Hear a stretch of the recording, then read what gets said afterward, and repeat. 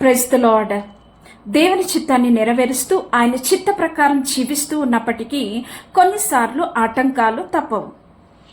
Ezra గ్రంథం 4వ అధ్యాయాన్ని మనం గమనించినట్లయితే అలాగే జరిగింది. సుమారు 14 సంవత్సరాలు మందిర నిర్మాణం ఆగిపోయింది. ఎజ్రా కాలంలో హగ్గై, జకర్యా వంటి ప్రవక్తలు ఉండేవారు. నిరాశ నిస్పృహలో ఉన్నటువంటి ప్రజలను ఆధ్యాత్మికంగా బలపరుస్తూ మందిర నిర్మాణం నిమిత్తం వారిని ప్రోత్సహించేవారు.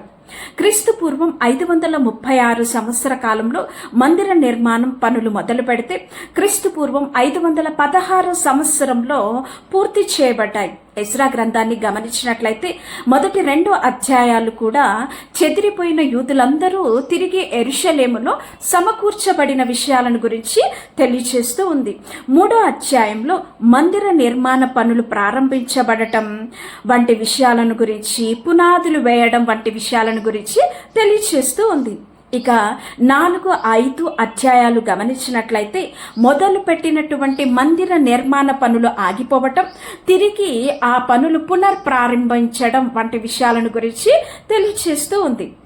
6వ అధ్యాయాన్ని గమనించినట్లయితే మందిర నిర్మాణ పనులు పూర్తి చేయబడిన విషయాలను గురించి తెలియచేస్తూ ఉంది.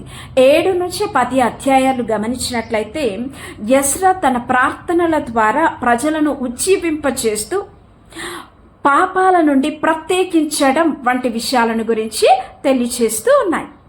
ఆమేన్.